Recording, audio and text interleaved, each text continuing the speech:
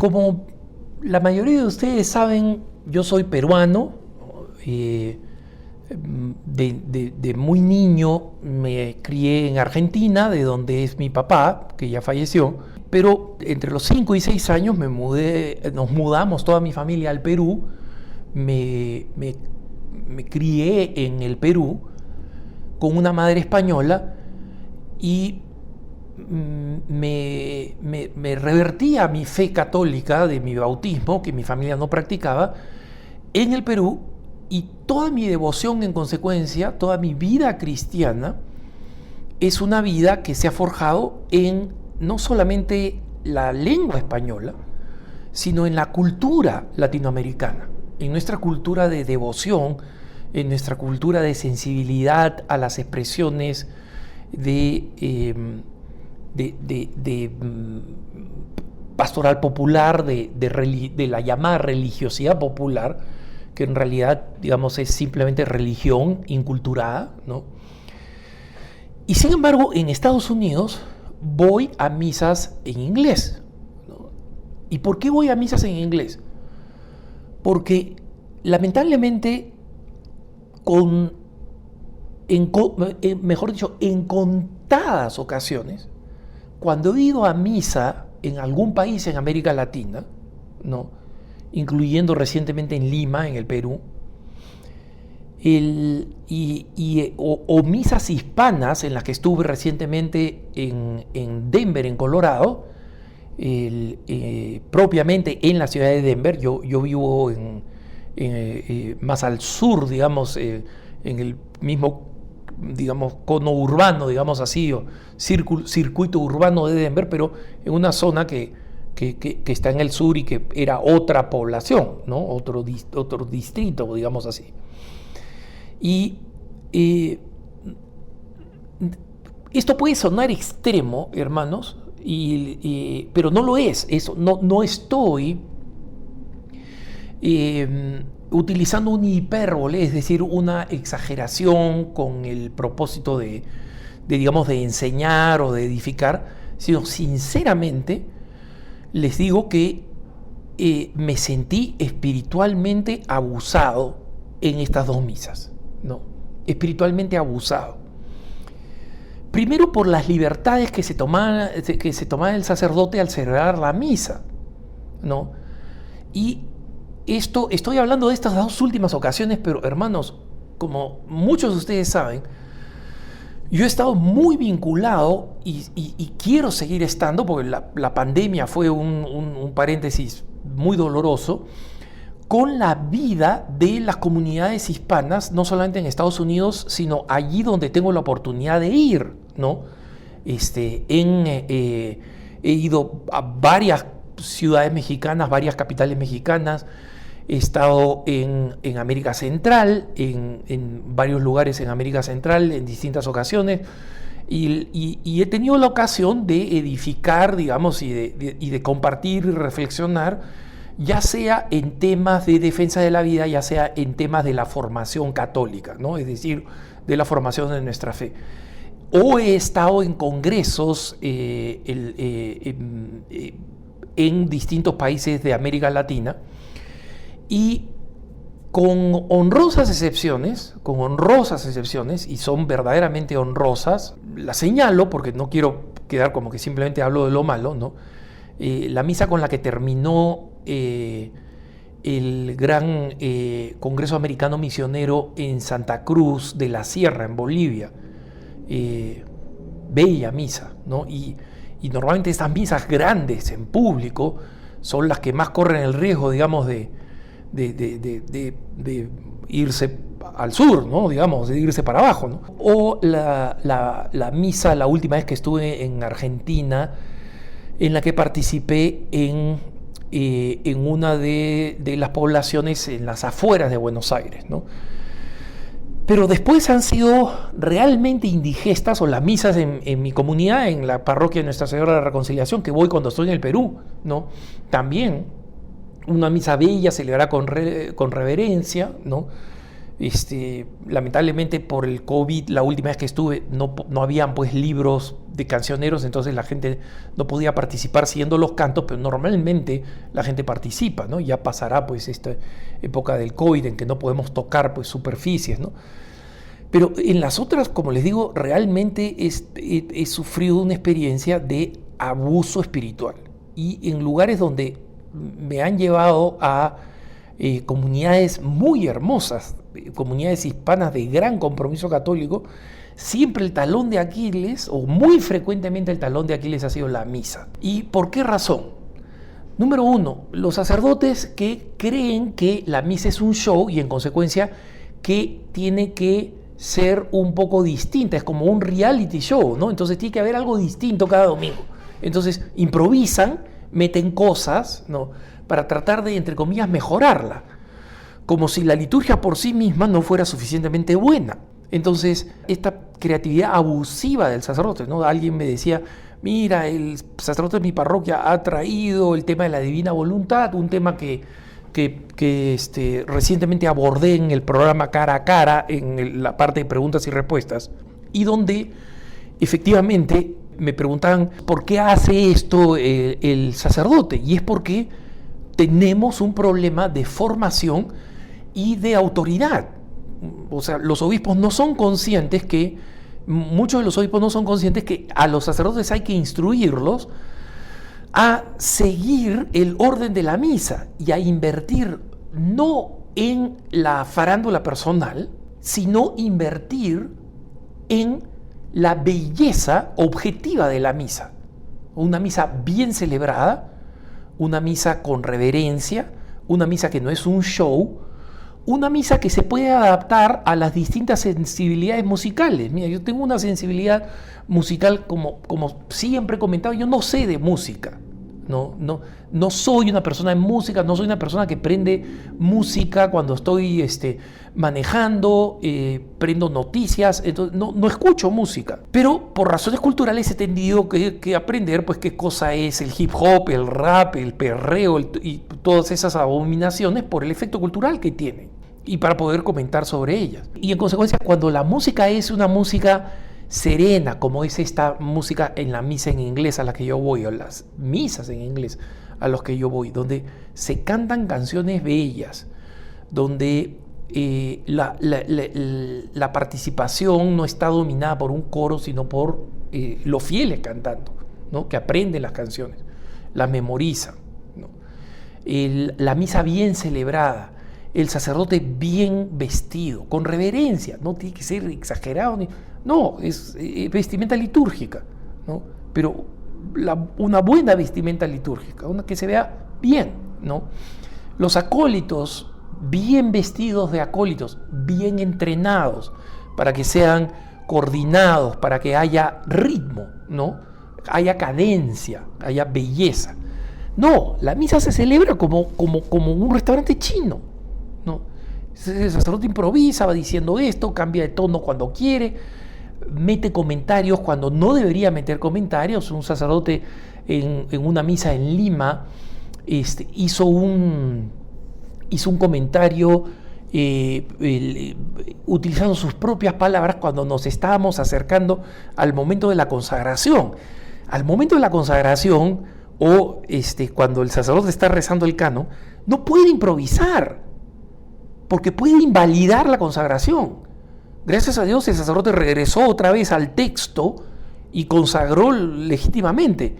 Pero para los fieles que están prestando atención, como deberíamos ser todos, es un momento terrible, es un momento de pánico. Estoy participando de un lugar donde el Señor no va a ser objetivamente, válidamente consagrado, ¿no? Entonces, un sacerdote no puede abusar así de los fieles, ¿no? En la misa en la que estuve en Denver, el sacerdote hacía la misa básicamente, fue una misa litúrgicamente bien celebrada, con una buena participación de acólitos, con una misa reverente, ¿no? Pero el sacerdote se extendía y explicaba distintas partes de la misa como si él fuera el centro, ¿no? Y después dio una prédica de 30 minutos Entonces, ustedes dirán, bueno, Alejandro, pero ¿cuál es el problema? No seas perezoso, que quieres una prédica corta. Miren, las prédicas cortas suelen ser más eficaces, pero por supuesto que yo me hubiera quedado en una prédica de San Juan María Vianney o del Padre Pío, porque alguna vez he estado en la prédica de santos sacerdotes que se han alargado, pero se alargaban con razón, porque esos sacerdotes tenían algo que decir. En cambio, el sacerdote del que estoy hablando acá en Denver simplemente contaba chistes, y como su lengua materna era el portugués, entonces muchas de las cosas que decía no se entendían. Los fieles estaban ahí sentados simplemente esperando que se acabe la homilía. O sea, no contaba anécdotas, ¿no? para tratar de insistir en el mismo punto que ya había sido suficientemente hecho hasta el cansancio, ad nauseam, ¿no? Como se decía en latín, hasta la náusea, ¿no? Y el segundo aspecto es el de la música. Miren, hermanos, la música en las misas, en la gran mayoría de misas en español, en América Latina y en el mundo hispano de los Estados Unidos, ha sido capturada, arrebatada por grupos que pueden tener muy buena intención, que me consta que tienen buena intención, pero que han convertido la misa en el lugar donde ellos hacen su performance, donde tienen una audiencia cautiva y pueden, digamos así, descargar, ¿no? Liberarse de este deseo de tocar para una audiencia. Y ese no es el propósito de los cantos en la misa. El propósito de los cantos es para duplicar la oración, ¿no? Hay una frase que se atribuye a San Agustín, otra la atribuyen a otros padres de la iglesia, pero que sabemos que es de origen santo, que es el que canta ora 2 veces.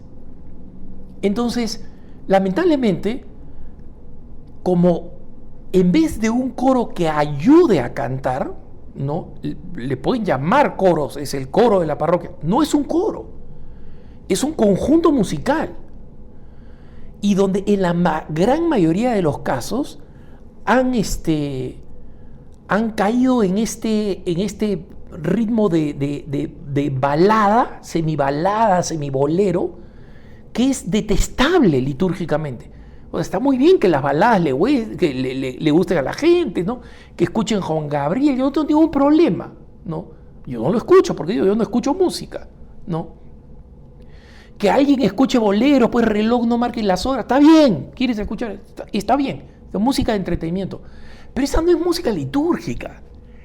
Entonces, cuando tenemos que cantar un amén y comienza la guitarra eléctrica chin, chin, chin, chin, chin, chin, y luego la batería prum, pum, pum, pum, pum, pum, o sea, y se hace un amén en forma de balada, amén, no, o sea, están violando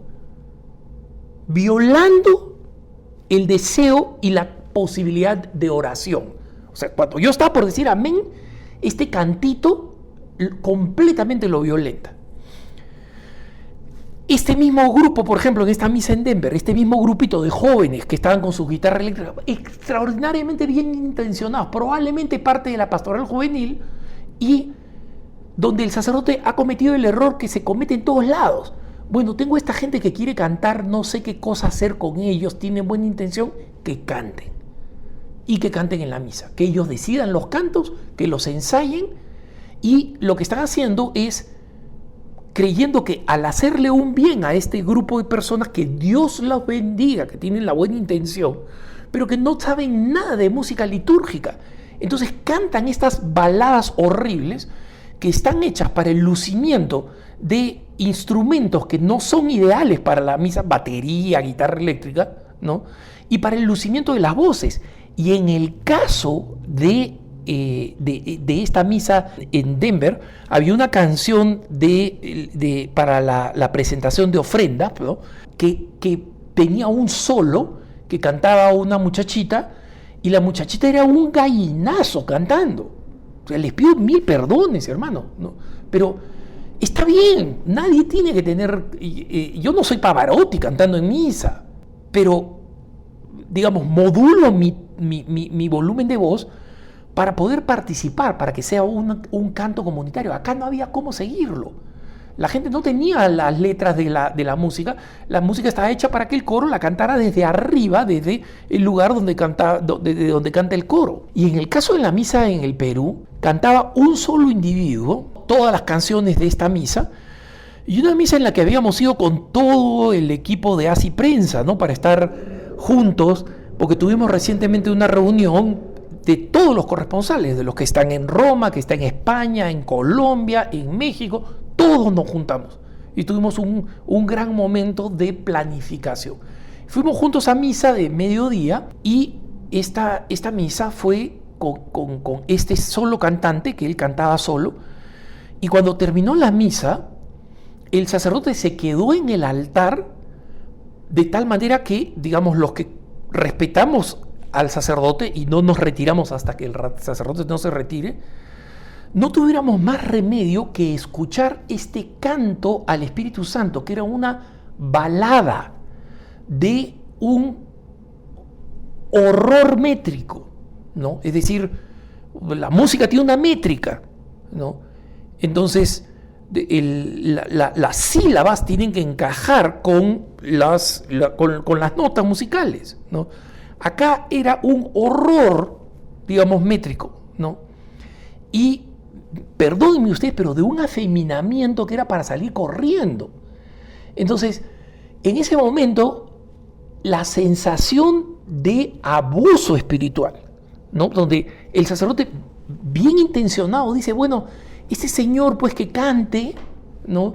Y uno solo, que cante, pues, que se sentirá, pues, no sé, o sea, cualquiera de los cantantes famosos, yo iba a decir Armando Manzanero, pero, o sea, el 80% de los que me escuchan probablemente ni se acuerdan de quién era, pero un cantante muy famoso, ¿no? El hombre se debe haber sentido, pues, Armando Manzanero. Entonces había que darle su momento en misa con una canción horrible de métrica. De repente la había compuesto él, nunca la he escuchado en mi vida y espero no volverla a escuchar más, ¿no? Y con este estilo de balada completamente afeminado, hermanos. O sea, no hay otra forma de describirlo, completamente afeminado, ¿no? Me gustaría imitar la modulación de voz para explicárselo, pero no lo voy a hacer, ¿no? Porque ni siquiera me resulta, ¿no? Me sale. Entonces, que el sacerdote se quede ahí, no se retire, para que esta persona termine su canto, y efectivamente el sacerdote se retiró después que esta persona terminó el canto, suponiendo, pienso yo, bueno, la oración la canción es una supuesta oración al Espíritu Santo, pero es tal horror que, repito, es una violencia espiritual. ¿Y qué cosa sucede cuando hay una experiencia de violencia espiritual? Una persona se enoja, ¿no? Y uno puede decir, pero Alejandro, estás después de la Eucaristía, no te enojes. Efectivamente. Yo trataba de no enojarme. Y creo que fui exitoso porque acababa de recibir la Santa Comunión. ¿Qué me iba a enojar? ¿No? Pero sí reconozco que estaba sufriendo tremendamente. La música innecesariamente larga, comparada después con el resto de la misa que había sido celebrada un poco rápido, ¿no? Innecesariamente larga. Pero era como si fuera el momento del concierto de este cantante, pues, que había que darle su espacio ahí en la misa, porque nadie más lo va a escuchar. Más que este público cautivo que somos los católicos, que tenemos que escuchar grupos malos, grupos que inventan canciones que no son teológicamente correctas, que no inspiran nada, ¿no? Que no permiten la participación colectiva, que es lo que pide la reforma litúrgica del Concilio Vaticano II. Entonces, ¿qué cosa es el enojo? Cuando explica Santo Tomás de Aquino, la ira, ¿qué cosa es? Es el sentimiento que mueve a reparar una injusticia real o percibida. Real o percibida, ¿no? Y ahí es donde está muchas veces la injusticia y el pecado de la ira, que nos da iracundia cuando no hay una injusticia real, ¿no? Cuando una persona se demora en la cola porque es un poco mayor y le cuesta sacar el dinero, ¿por qué me voy a enojar? Esa persona no me está cometiendo una injusticia contra mí. El pecado nos hace percibir que es injusticia contra mí. Pero cuando hay un abuso espiritual de esta naturaleza, ¿la injusticia es real o es percibida? Mi opinión humilde es que es real. Entonces es prácticamente imposible no enojarse, ¿no? Y recuerden lo que dice San Pablo: no se enojen, no se enojen, pero si se enojan, no pequen, ¿no? Que la puesta del sol no os sorprenda en vuestro enojo, no dejéis de hacer el bien. Entonces, pero hay esta distinción de enojarse y pecar, ¿no? Es posible, pero no debería suceder en la misa. Y tú dices, bueno, Alejandro, ¿qué cosa hacemos? Francamente, no lo sé. Si nuestro público católico no es más culto católicamente, y no digo culto de ser, o sea, de ser de farándula, de dar la impresión, no, de ser catequizado, es mejor palabra que ser culto, catequizado en la fe, y que entienda el papel de la liturgia y cómo debe organizarse la liturgia y cuál es la importancia que tiene como anticipo del cielo. Esa es la descripción de la liturgia, hermano. Anticipo del banquete celestial. Entonces tenemos estas misas acá, donde por un lado los sacerdotes abusan, improvisando, alargándose, introduciendo devociones como se les da la gana. Y por otro lado, con la música completamente capturada por performers, por cantantes que quieren cantar. Y nadie los quiere escuchar en ningún otro lugar, ¿no? Entonces, eso no es no está bien. Y en la medida en que los católicos seamos más conscientes, entonces pediremos más a nuestros sacerdotes. No nos quedaremos callados, pediremos más a nuestros obispos. Pero tengan la certeza, en nuestro mundo hispano, de donde viene la mayoría de los católicos y de la cual se espera la reforma y la renovación de la iglesia, porque numéricamente somos la mayoría, no va a venir nada con esta liturgia que simplemente no inspira, no transforma, no llena los corazones, no acerca a Dios. Que tengas un buen día.